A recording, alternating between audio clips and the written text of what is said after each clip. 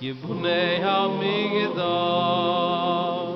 Hirtzio inte malai O korles ozman.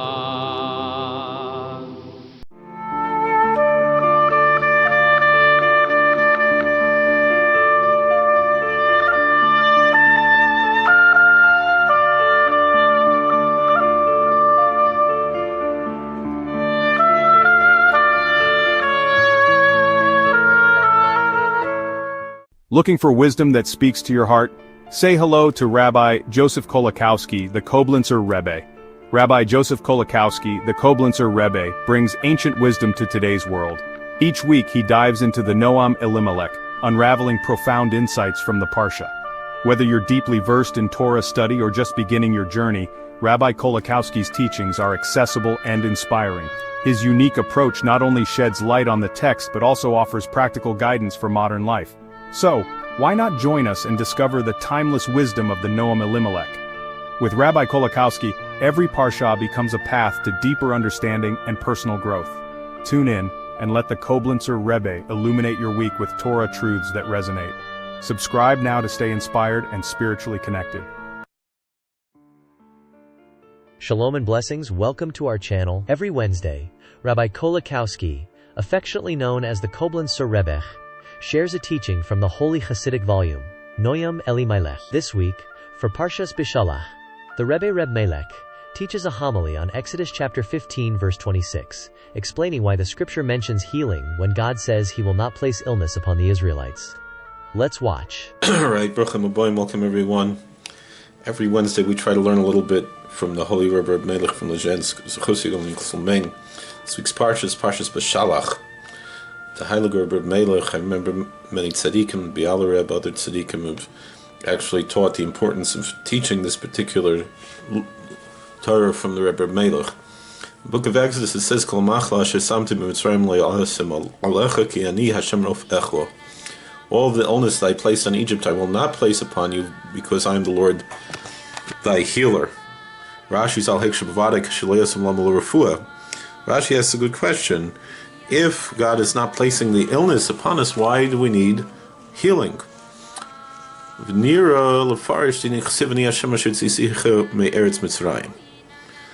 appears that we can explain this based on that which is written, I am the Lord who took ye out of the land of Egypt. So many ask, why does the Ten Commandments start with that I took you out of Egypt? Why doesn't it start with I'm the Lord who created heaven and earth? So it appears that the creation is a much bigger deal. Creation, yesh ma'ayin, ex nihilo, something from nothing, is much greater than one group of people leaving from another group of people that was not from there to begin with, going back to where they came from. However, the truth is that the novelty of the Exodus is greater than the novelty of creation.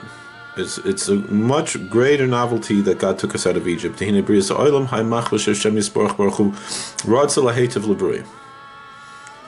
Because God's essence is that He's good, and the essence of goodness is to do good to others. So the purpose of creation was totally natural within God's essence of His goodness, that He wanted to provide benefit for something other than Himself. So He made the creation to bless them, to reward them, to give them good things. So therefore creation is not a novel idea when compared to God, because that's His nature, is that He is good, so therefore the nature of good is to do good, to benefit others. However, the exit from Egypt, that the blessed Lord smote the Egyptians with all these awesome and terrifying plagues, the negative is a Baruch Hu. That goes in a certain sense against God's nature, against the nature of the blessed Creator. The verse says in Ecclesiastes that from the mouth of the Most High evil does not come. Ach machmas shezeh haya hatav Yisrael mashe ehikes Mitzrayim. But the fact that the Israelites benefited from God smiting the Egyptians, ve'ikar tova haya Yisrael, and so there was the main benefit was to the Israelites. As Hashem Yisparach negative as lahakas isam. So therefore, God went against the blessed Lord went against His essential nature to smite the Egyptians, and that is a much greater novelty than creation, because creation is all goodness, but there is both good and bad in the Exodus. Good for the Hebrews and for the Israelites, for the Jews, and bad for the Egyptians. So, that's what it means. All the illness I will not place upon you. Because we have a question: how could God smite the Egyptians if from the Most High evil does not come out? The answer to this is, I am the Lord thy healer. That God smote the Egyptians was a benefit to the Israelites. However, it's impossible for God to place any illness upon the Israelites. What kind of goodness could come from this? It's easy to understand, and it should be easy to understand, and God should remove all illness. He should send refuah shleima to all Chol Yisrael. Refuah nefesh, refuah guf, hashem, bagolov zman kriv. Noam amen. The schus of the Heilige Tzaddik, the Rebbe Elimelech from Lezhensk. Schus yigalim kol sulmein. Thank you for watching. God bless. Please like, share, and subscribe, comment, and we'll see you later. We hope you enjoyed this content. This channel has over 5,000 videos, including Torah commentary, podcasts, footage of Jewish and historical events, and much more. We are sure you will find more videos you will enjoy. Please like, share, subscribe, hit the bell button, and comment. Rabbi Kolakowski often makes videos based on questions in the comment section, so you might have a video made just for you. By helping this channel grow, you are helping to spread Torah. God bless.